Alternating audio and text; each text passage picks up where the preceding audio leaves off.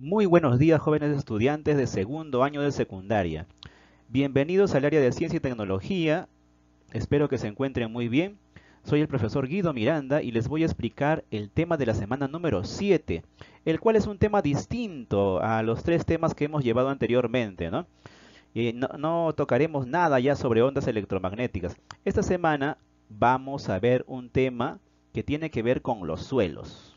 Veamos.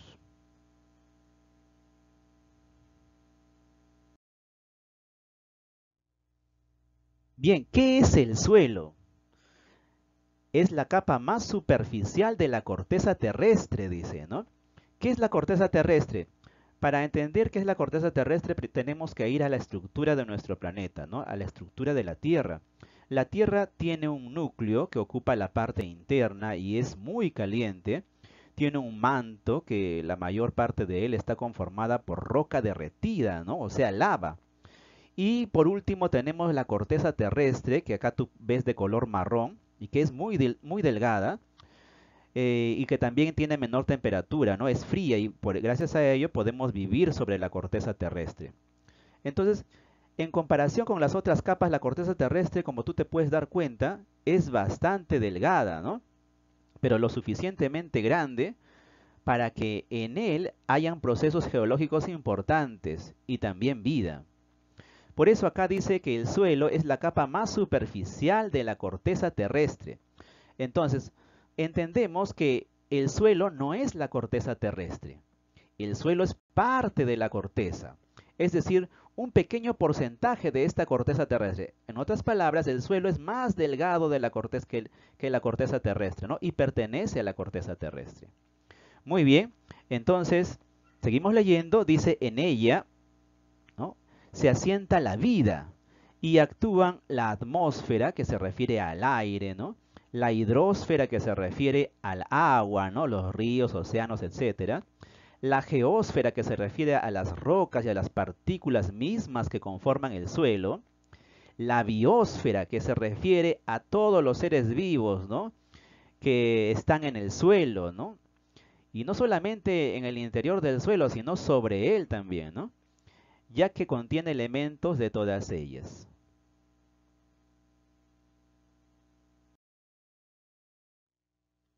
Bien, veamos ahora la formación del suelo. La formación del suelo es todo un proceso. El primer paso para que se forme el suelo es la meteorización. ¿Qué es la meteorización o fragmentación? Es cuando la roca madre, aquí tú puedes ver en la número 1 está la roca madre, que es una roca muy sólida, comienza a resquebrajarse y comienza a partirse cada vez en pedazos más pequeños. ¿Cómo ocurre eso? Esta roca madre se fragmenta debido a los cambios en la temperatura, debido a la lluvia, debido al calor proveniente del sol. Entonces, todos estos fenómenos climáticos hacen posible que esta roca se fragmente y se pulverice, ¿no? Después tenemos acá la corrosión. La corrosión es un cambio químico que hay en el mismo suelo y es producido también por la lluvia y por los seres vivos, como por ejemplo las plantas. Las plantas botan enzimas que degradan algunas sustancias del mismo suelo. Y también tenemos los microorganismos, ¿no? Todos ellos contribuyen a este proceso de corrosión. Luego tenemos la incorporación de sustancias orgánicas. Es decir, las mismas plantas que se formaron en el suelo, cuando mueren, van a formar parte de él. También las lombrices y los microorganismos forman parte de él, aumentando los niveles de nitrógeno del mismo suelo y enriqueciéndolo. Entonces, si tú tienes tu jardín o tienes una chacra o un huerto y ves que hay hojas secas ahí, esas hojas secas y esas ramitas no son basura, sino son nutrientes que deben ser devueltos a la tierra, ¿no? Al mismo suelo.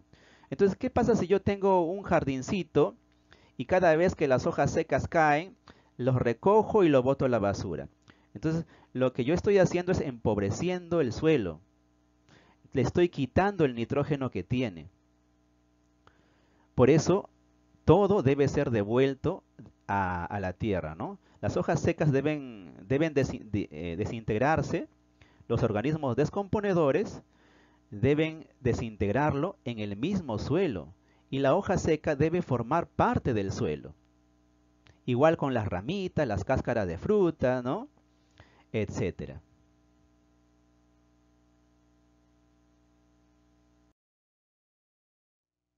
Bien, veamos la composición del suelo. El suelo está conformado por materia inorgánica y materia orgánica. Empecemos con la materia inorgánica. ¿Qué quiere decir inorgánico? Inorgánico quiere decir no vivo, aquello que es inerte, como por ejemplo las piedras, el polvo y todas las partículas que forman parte del mismo suelo, ¿no? Además, los suelos pueden ser, por ejemplo, arcillosos, pueden estar conformados por limo, por grava, que son pequeñas piedritas, ¿no? Y que brindan oxigenación al suelo, ¿no? Permiten que el aire se incorpore al suelo y también la arena, ¿no? Cada uno de ellos tiene sus propias características. ¿Y qué es materia orgánica? Claro, el suelo también tiene materia orgánica, o sea, seres vivos, ¿no? O también sustancias que provienen de los seres vivos, como por ejemplo las heces, ¿no? De algunos animales. Dentro de la materia orgánica tenemos a las bacterias, tenemos a las hojas secas de las cuales les hablé, las lombrices que viven en el suelo, los desperdicios, etcétera.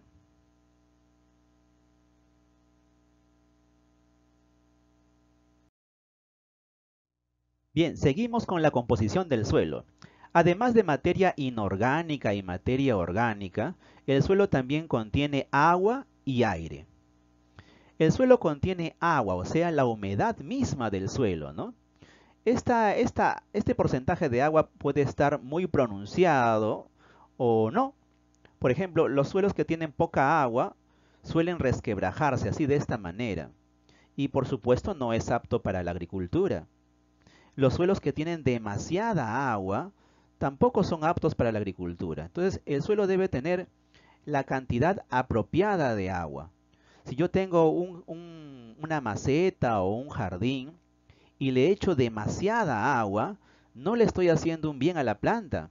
Al contrario, la estoy perjudicando, debido a que el exceso de agua puede arrastrar los nutrientes que contiene el suelo.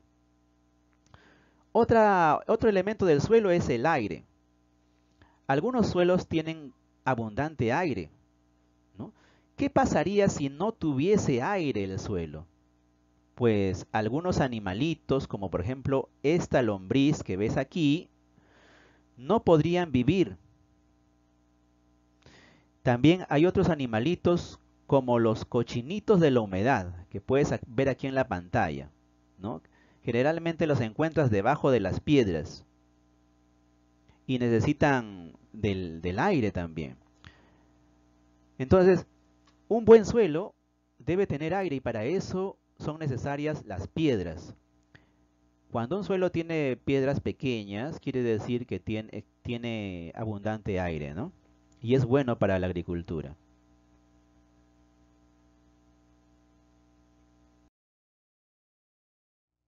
Composición ideal del suelo. Bien, hemos visto que los elementos que conforman el suelo son la materia inorgánica, la materia orgánica, el agua y el aire, ¿no? Entonces, el suelo obviamente debe tener más materia inorgánica, ¿no? Más polvo, tierra, piedras, ¿no?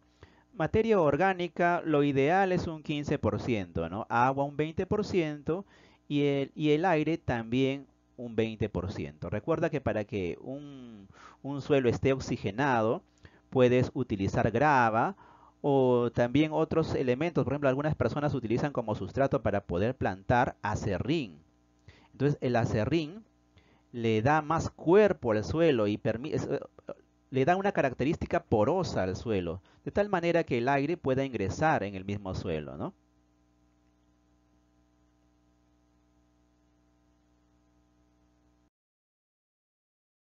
Bien, veamos ahora el perfil del suelo. El suelo está conformado por varias capas. La capa más superficial es el horizonte O. ¿Por qué O? O quiere decir orgánico, o sea, se refiere a los seres vivos que se encuentran en el mismo suelo, ¿no? En la parte más superficial del suelo, como por ejemplo las plantas, los musgos que crecen sobre él, ¿no? Cuyas raíces invaden parte del mismo suelo. Luego tenemos el horizonte A.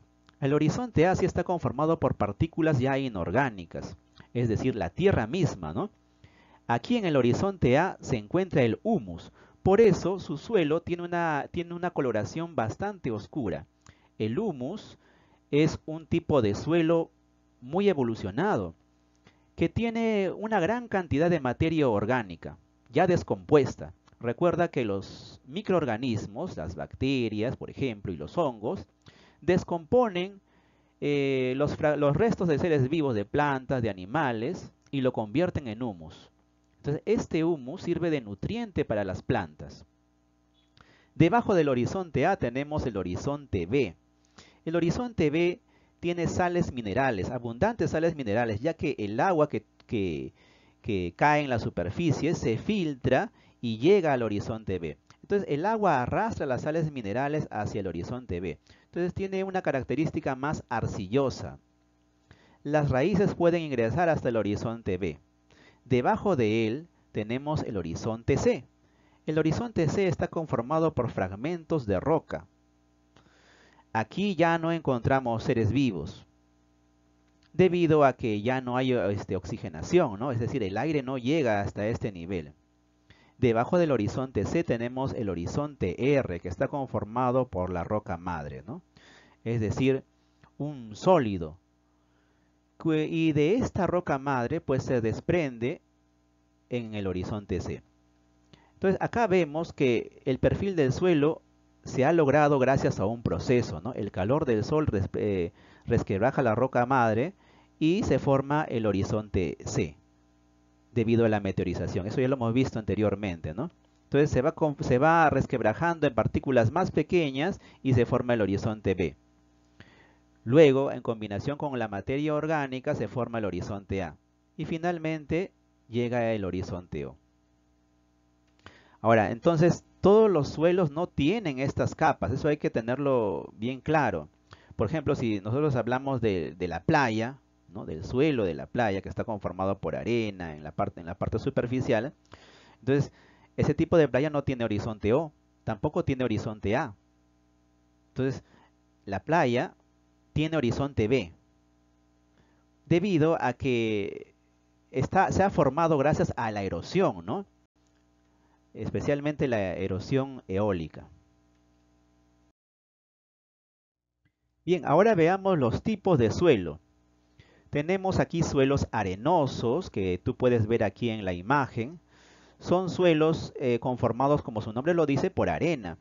Y estos suelos tienen una pobre capacidad para retener agua, es decir, no retienen el agua.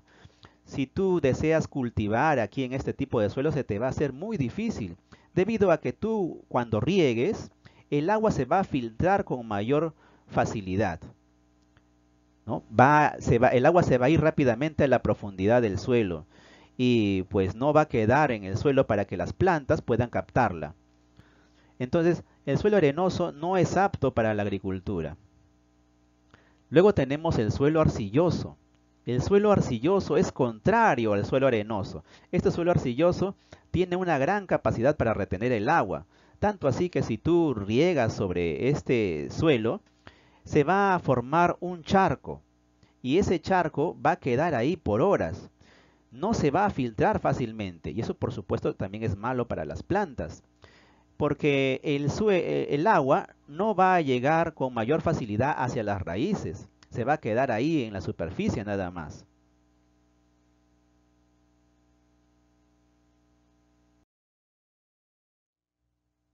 Luego tenemos los suelos rocosos. Una característica buena de estos suelos es que tienen una gran oxigenación, ¿no? El aire está presente en la profundidad de estos suelos. También los suelos rocosos pueden tener cierta vegetación, no abundante, claro, pero sí pueden tener cierta vegetación. Luego tenemos los suelos orgánicos. Estos suelos contienen abundante humus. Ya sabes que el humus es aquel que se produce descomposición de seres vivos, ¿no? Y que sirven como nutriente para otros seres vivos que se desarrollan sobre él, ¿no? Como por ejemplo las plantas. Este suelo orgánico sí es apto para la agricultura.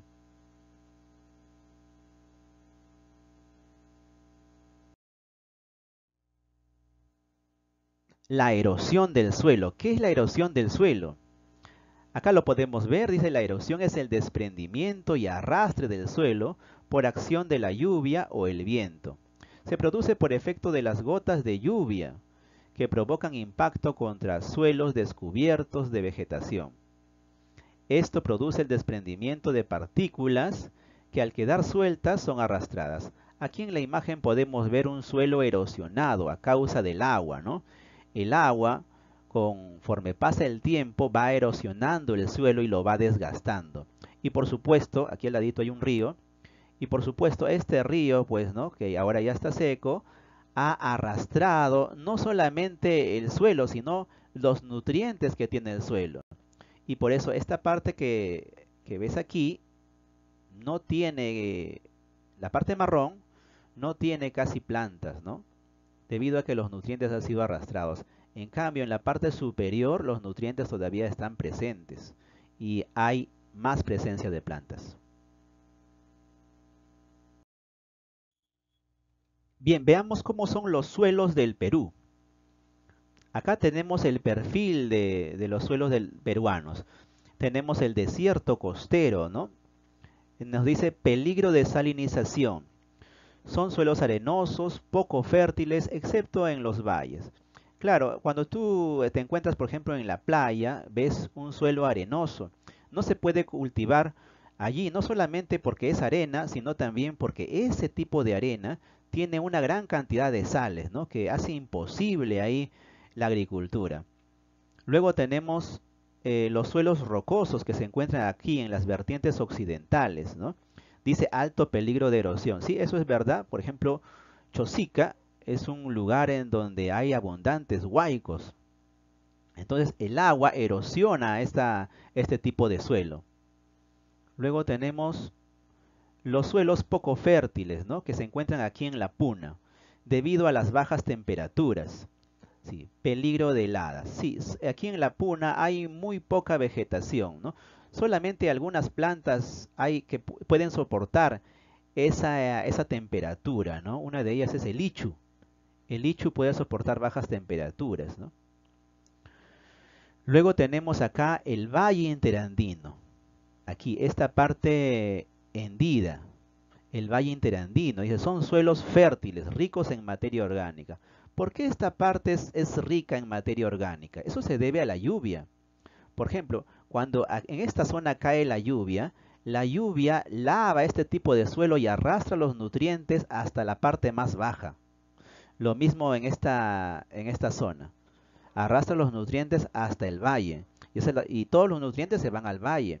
Esa es la razón por la cual el valle tiene una gran cantidad de nutrientes para las plantas y sí son aptos para la agricultura. En cambio, las punas no. Luego tenemos acá la selva alta, ¿no? Dice suelos fértiles y arcillosos en los valles de color rojizo. Hay peligro de erosión. Sí, aquí el peligro de erosión también está latente debido a la lluvia, ¿no? Entonces, solamente las plantas que tienen raíces muy grandes pueden soportar o evitar esa erosión. Es muy importante de que hayan plantas con raíces fuertes, inclusive para que no haya derrumbes. Luego tenemos los suelos arcillosos, poco fértiles, rojos o amarillos, con perfiles poco definidos. Peligro de lavado de nutrientes. Sí, acá también en esta zona, como les decía, debido a que está inclinada, claro, menos que la anterior, hay un peligro de lavado de nutrientes. Si esta zona estuviese así hundida, entonces todos los nutrientes se acumularían allí, ¿no? Como es el caso de los valles.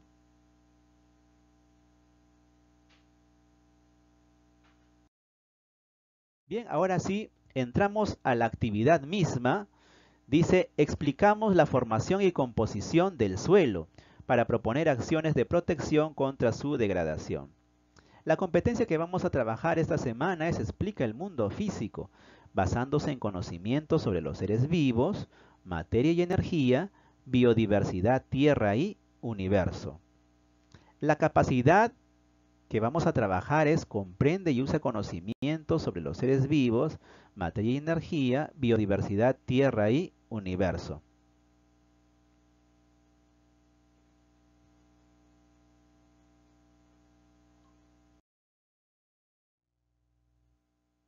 Luego acá tenemos el propósito de la sesión. Dice, proponemos acciones creativas para promover el emprendimiento a través del uso sostenible de los recursos, ¿no? O sea, se refiere al suelo, ¿no? Y de esta manera contribuir al bienestar de nuestra familia y comunidad en un contexto de incertidumbre. Criterio de evaluación es explicar la composición y formación del suelo para proponer acciones que protejan este recurso de la degradación. Para ello, interrelacionaré conceptos, datos y evidencias, expresándolo con mis propias palabras.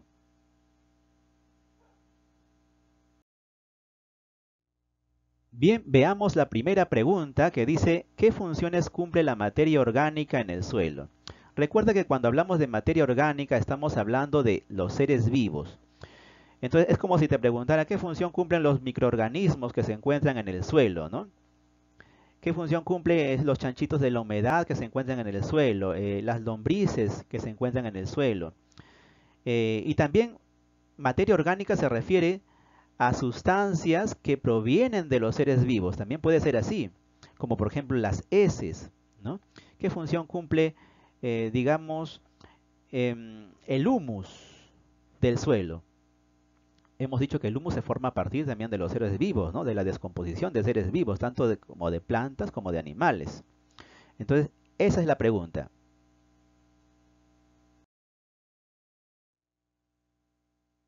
En la número 2 dice, ¿qué características debe tener el suelo para poder cultivar en mi jardín o huerto? Bueno, eso también lo hemos explicado, hemos hablado de la cantidad de agua, hemos hablado de las piedras, hemos hablado de las características esenciales para poder cultivar, ¿no? Dónde podemos y dónde no podemos cultivar, ¿no? ¿Cuál es apto y cuál es no apto para la agricultura?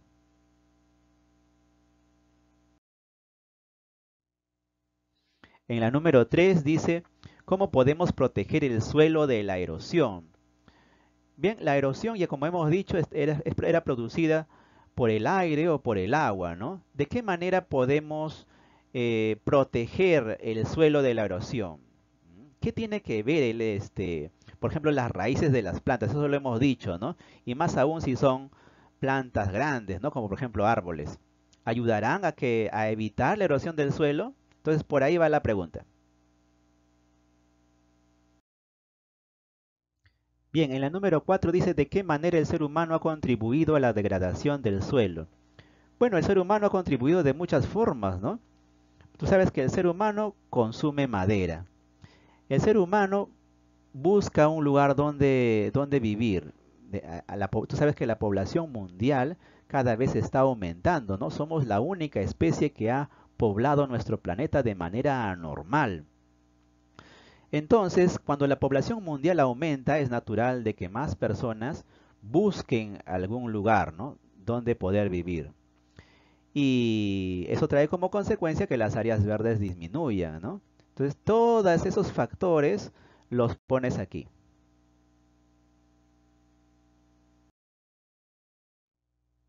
Bien, en la número 5 dice, elabore una infografía u otro organizador visual sobre el suelo, en donde propongas acciones que protejan este recurso de la degradación. Bien, si en la pregunta anterior vas a escribir cómo el ser humano ha contribuido a través de los años en la degradación del suelo, entonces aquí en la número 5 vas a proponer o vas a escribir propuestas de cómo evitar eso. ¿Cuál sería tu solución?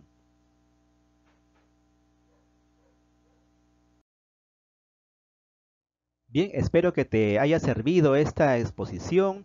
Si tienes alguna duda, me la haces llegar a través del WhatsApp. Gracias por tu atención.